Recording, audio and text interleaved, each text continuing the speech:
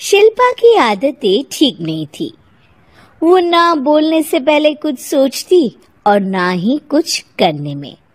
उसकी इस आदत से सभी परेशान रहते। बहन, घर पर मेहमान आए हैं और शक्कर खत्म है, थोड़ी शक्कर दे दो, मैं बाजार जाऊंगी तो ले आऊंगी।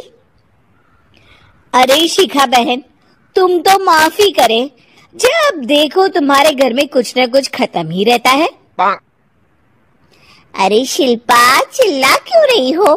कहा ना घर में मेहमान बैठे हैं, सुन लेंगे। सुन लेंगे तो सुन ले, तुम लोगों की मांगने वाली आदत तो बंद होगी। अच्छा शिल्पा, ना दो शक्कर, लेकिन बात तो अच्छे से करो। एक कटोरी शक्कर के लिए तुमने मेरी बड़ी बेइज्जती कर दी। शिल्पा बड़बड़ाते अंदर चली जाती है तो शिखा भी घर चली जाती है। माँ, क्या हुआ? अरे कुछ नहीं बेटा, पता नहीं कहाँ कहाँ से ऐसे पड़ोसी आ जाते हैं, जब देखो तब कुछ न कुछ मांगने के लिए घंटी बजाते हैं। अब घंटी बजे तो दरवाजा ना खोलना। पता नहीं माँ की ये आदत कैसे बदलेगी, किसी को कुछ भी बोल देती है, बोलने से पहले सोचती भी नहीं। शिल्पा की ये आदत दिन ब दिन बढ़ती ही जा रही थी। एक दिन शिल्पा के दरवाजे सब्जी वाला आया। सुनो भैया, मुझे ये भिंडी, टिंडे, लौकी और आलू के साथ 1 किलो प्याज दे दो। जी बहन जी। वो एक एक कर सारा सामान पैक कर देता है। कितने पैसे दूं? 220 रुपए पूरे। अरे इतना महंगा नहीं, हाँ मैं तो सिर्फ 150 दूंगी। नहीं, पैसे तो पूरे लूंगा, नहीं तो सब्जी वापस कर दो। ऐसे कैसे वापस कर दूंगी? मैं तो एक भी सब्जी वापस नहीं करूंगी। और हाँ, रही बात पैसों की, तो लेना है तो 150 ले लो, वरना मेरे मोहल्ले में घुसने तक नहीं दूंगी। हाँ। अरे नहीं बहन, हम लोग गरीब लोग हैं, ऐसा ना करो। पकड़ो ये 150 और दफा हो जाओ। शिल्पा की बेटी अंदर से ये सब देख रही थी। शिल्पा, तूने तो हद कर दी। बेचारा गरीब आदमी, उसका तो गुजारा ही इसी से होता है। बोलने से पहले सोचा कर बेटा। माँ, आप चुप रहो, घर चलाना बच्चों का खेल नहीं, और वैसे भी इतनी महंगी सब्जी थोड़ी ना होती है। आपको तो सिर्फ खाने से मतलब है, लेकिन मुझे तो सब सोचना पड़ता है ना। शिल्पा की सास ये बात सुनकर दुखी हो जाती हैं।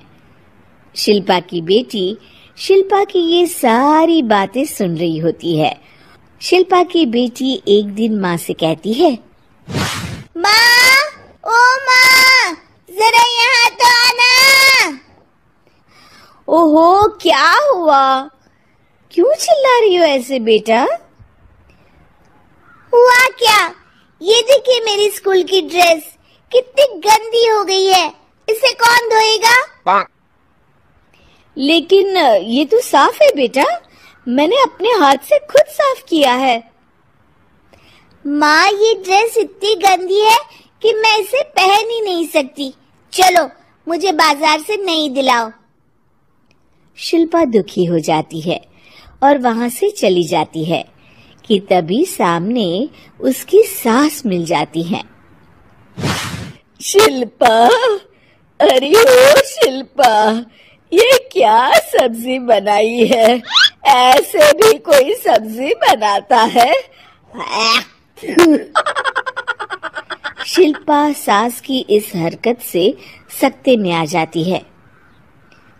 अरे माँ को तो मैं जो बना दूं उन्हें वो पसंद आ जाता था, फिर आज वो ऐसा व्यवहार क्यों कर रही हैं?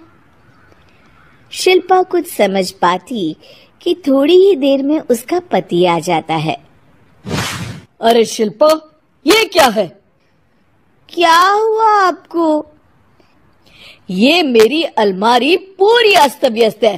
तुमसे कोई काम नहीं होता है। सारा दिन पता नहीं क्या करती रहती हो। अरे मैंने तो सारी अलमारी साफ रखी है। इसे तुम साफ कहती हो? ये तो पूरा कूड़ादान लग रही है। शिल्पा परेशान हो जाती है और समझ नहीं पाती है कि उसके साथ क्या हो रहा है। शिल्पा अकेले कमरे में जाती है और जोर जोर से रोने लगती है। तभी वहां उसका पति, सास और बेटी आ जाते हैं। शिल्पा उन लोगों को देखकर और जोर जोर से रोने लगती है।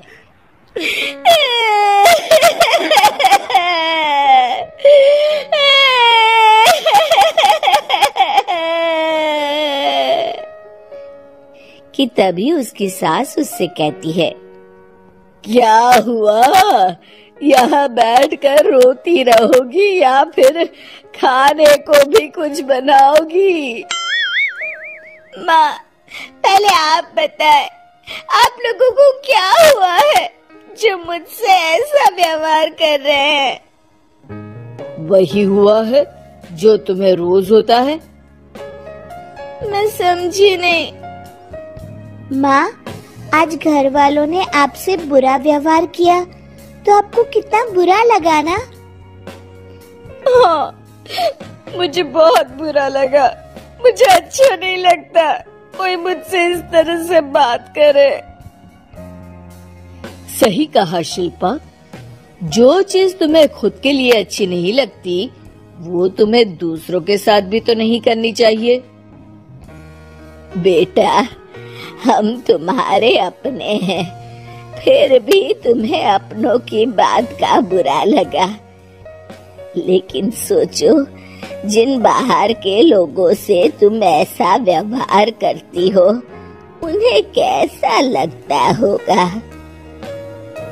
हाँ माँ, आप सच कह रही हैं। मैं आप लोगों से माफी मांगती हूँ। मुझे कड़वा नहीं बोलना चाहिए। मैं समझ गई। मैं आपकी हूँ, इसलिए आप लोगों ने मुझे सुधरने का वक्त दिया और मेरा साथ दिया। लेकिन जिन बाहर के लोगों से मैं बुरा व्यवहार करती आई, वो लोग मेरे कड़वे बोल से कितने दुखी होते होंगे। मैं वादा करती हूँ, आज से ऐसा व्यवहार किसी के साथ नहीं करूंगी। सीख, हमें दूसरों के साथ वैसा ही व्यवहार करना चाहिए जो हम खुद के लिए अपेक्षा करते हैं।